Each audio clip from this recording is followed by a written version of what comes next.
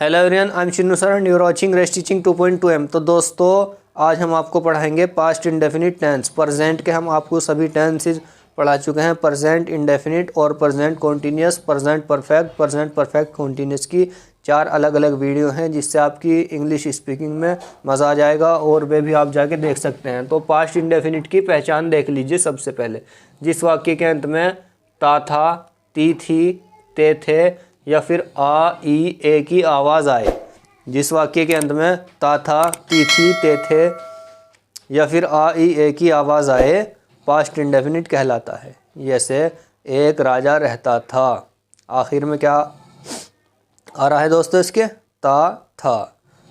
वह पढ़ती थी, तो आखिर में क्या आ रहा है? ती थी।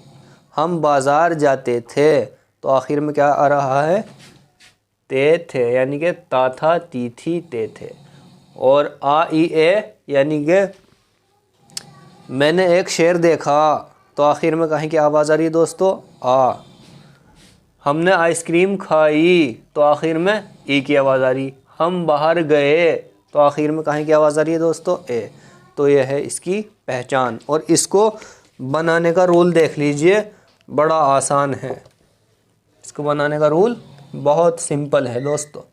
सबसे पहले सब्जेक्ट क्या होता है दोस्तों, हम आपको हर वीडियो में बताते हैं। सब्जेक्ट उसे कहते हैं जो वाक्य में काम के करने वाला होता है। यानी कि जैसे अगर हम कहें कि रवि स्कूल जाता था, तो स्कूल कौन जाता था? जाने का काम कौन करता था? रवि। तो रवि सब्जेक्ट हो, यानी वाक्य में काम के करने वाले को सब्जेक्ट कहते हैं। सबसे पहले सब्जेक्ट, उसके बाद वर्ब की सेकंड फॉर्म। बस इतना सा इसका फॉर्मूला। सबसे पहले सब्जेक्ट, उसके बाद वर्ब की सेकंड फॉर्म। वर्ब किसे कहते हैं? वर्ब उसे कहते हैं दोस्तों जो वाक्य में काम किया जा रहा है। जैसे वह स्कूल जाता था, तो कौन जाता था? वह। तो वह सब्जेक्ट हुआ। यानी कि जैसे हम मान लें सचिन स्कूल जाता था, तो सचिन जाने का काम कर रहा, तो सब्जेक्ट सचिन हुआ। और काम क्या कर रहा? जा रहा है, यानी कि गो। तो जाने का काम जो हो गया वो वर्ब, यानी कि क्रिया। तो सबसे पहले सब्जेक्ट और उसके बाद वर्ब की सेकंड फॉर्म। ये तो हो गया है अफर्मेटिव का रूल। ये 3 तरीके से बनाए जाते हैं दोस्तों। और भी तरीके बनाने के हैं, लेकिन हम आपको अपने तरीके से समझा रहे हैं दोस्तों। Affirmative, negative, interrogative. अफर्मेटिव का रूल ये हो गया। और दोस्तों नेगेटिव किन्हें कहते हैं? नेगेटिव उसे कहते हैं सेंटेंस को जिसके बीच में आता है नहीं, बस और कुछ नहीं। इसमें इसका रूल देख लीजिए नेगेटिव का। अफर्मेटिव तो वो होते हैं जो बिल्कुल सीधे, यानी कि उसमें बात बताई जा रही है, उसमें क्वेश्चन भी नहीं पूछा जा रहा है और उसके बीच में नहीं भी नहीं आ रहा। तो अफर्मेटिव का रूल ये रहा।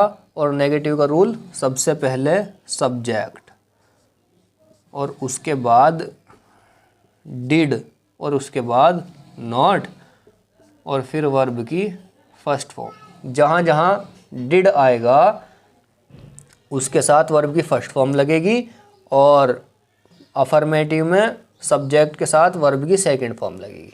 और इंटेरोगेटिव का रूल देख लीजिए। इंटेरोगेटिव से कहते हैं जिसके शुरू में सवाल पूछा जाता है। यानी कि जैसे हम कहें क्या तुम पढ़ते थे, क्या तुम बाज़ार जाते थे, क्या तुम स्कूल जाते थे, क्या तुम खाना खाते थे, इस तरीके से शुरू में सवाल पूछा जा रहा। तो इसका रूल ये है, सबसे पहले डिड, उसके बाद सब्जेक्ट और उसके बाद वर्ब की फर्स्ट फॉर्म। जहाँ जहाँ डिड आएगा वहाँ वहाँ वर्ब की फर्स्ट फॉर्म ही लगेगी।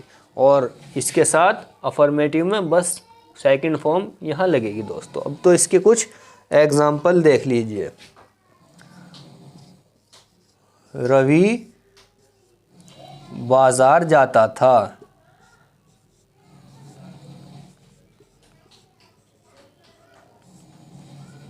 रवि बाजार जाता था। तो सबसे पहले यहाँ उंगली रख लीजिए सब्जेक्ट। तो सब्जेक्ट क्या है हमारा? रवि। जाने का काम कौन कर रहा है? रवि। तो रवि बाजार जाता था। उसके बाद उंगली रख लीजिए वर्ब पे। तो जाने को कहते हैं गो और वर्ब की सेकंड फॉर्म है went. Ravi went to the market. Ravi went to the market. और अगर हम कहें कि रवि बाजार नहीं जाता था, यानी कि अगर नेगेटिव वाला बनाए तो सबसे पहले सब्जेक्ट रवि, उसके बाद डिड, रूल पे उंगली रख लीजिए, उसके बाद डिड, उसके बाद तीसरे नंबर पे नॉट, रवि डिड नॉट। और जहाँ जहाँ डिड आएगा वर्ब की फर्स्ट फॉर्म ही आएगी। Ravi did not go to the market, go to the market. और अगर हम कहें दोस्तों कि क्या रवि बाजार जाता था, तो सबसे पहले डिड, उसके बाद सब्जेक्ट, सबसे पहले डिड, उसके बाद सब्जेक्ट है हमारा रवि, उसके बाद वर्ब रवि। तो did Ravi go to the market. Ravi बाजार जाता था, Ravi went to the market. Ravi बाजार नहीं जाता था, Ravi did not go to the market. क्या रवि बाजार जाता था? तो did Ravi go to the market. तो दोस्तों इसके कुछ एग्जाम्पल और देख लीजिए। और हाँ दोस्तों, इसमें ही शी नेम इट और आई यू ई दे के साथ, सब के साथ डिड ही लगेगा।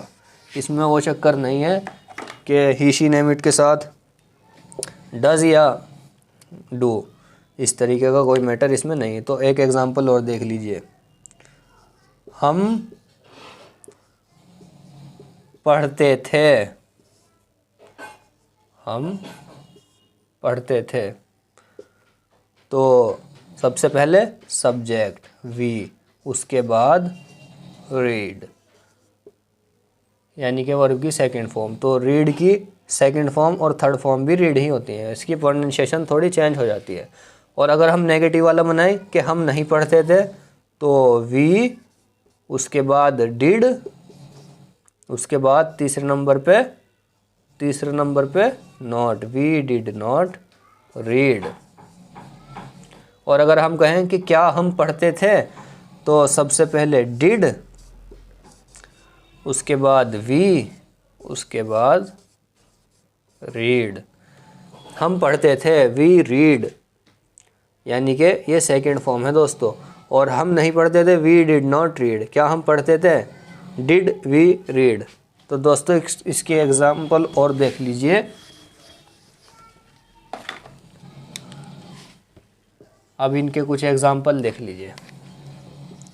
मैंने आइसक्रीम खाई, मैंने आइसक्रीम खाई,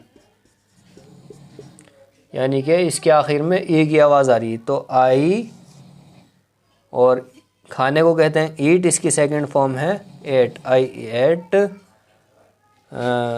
the ice cream, I ate the ice cream. और मैं अगर ये कहूँ कि मैंने आइसक्रीम नहीं खाई, तो आई डिड नॉट, अब डिड के साथ फर्स्ट फॉर्म लगेगी, I did not eat the ice cream.